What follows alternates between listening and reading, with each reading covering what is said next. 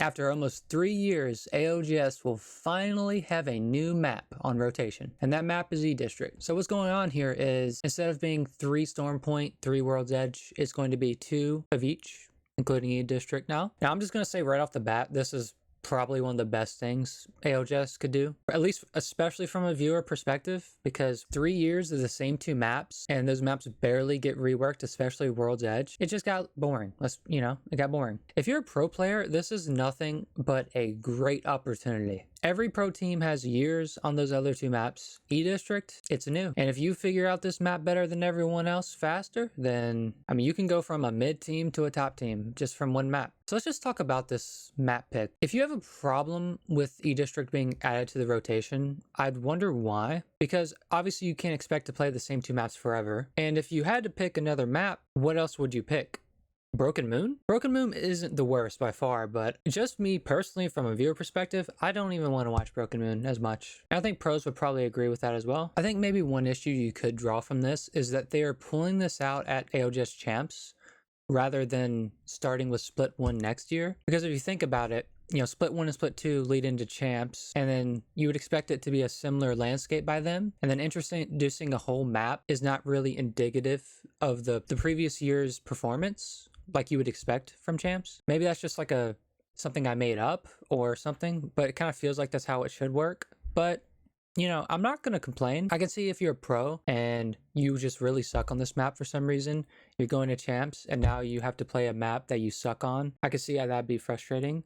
But listen, there's plenty of time to improve, and there's no reason why you can't get better on the map. So I can definitely see the perspective of this being implemented at Champs is, you know, a little iffy, but from a viewer perspective, like I said, man, now I'm excited. Unless you just really dislike E-District for some reason, this is an absolute win. It's a win for viewers, and it's a win for pros. And if you're a pro and you don't like the change, that kind of sounds like a skill issue to me. And I just have to be honest, like from a pro perspective, thinking about it, I think you should be able to express your skills in different landscapes. Your performance should not be just dictated by what map you're on. Like, you can be better on one map, but if you're bad on another map, I mean, that's just your skill level on that map. That's kind of a big reason why the POI draft was such a good change, in my opinion, is because teams who would just play from the same POI every game, it's just like repetition over repetition of the same exact thing. It doesn't really show much adaptability, I would say. And adding another map to the rotation obviously does this to a whole different level. It's not just a new POI, it's a new map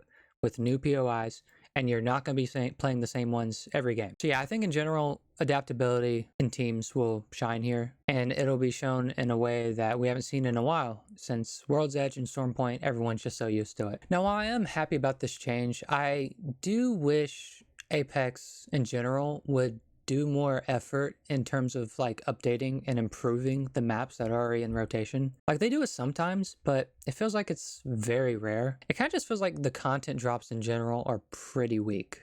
So that's just like a whole game issue. Like, most content drops, we know what it is. It's skins, skin events, stuff like that. Let's update the maps. Let's add more things to the game, or improve the game rather.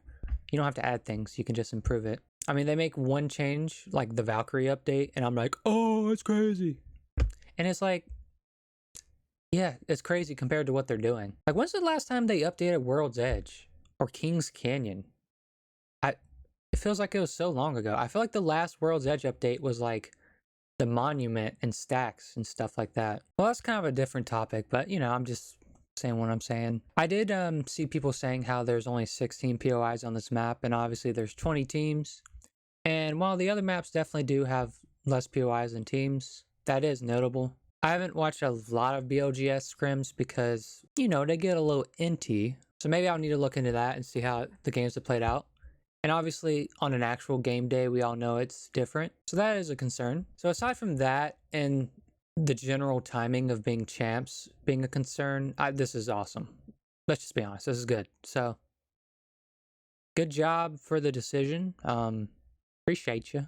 Looking forward to it. And that's about all I gotta say about it. Holla.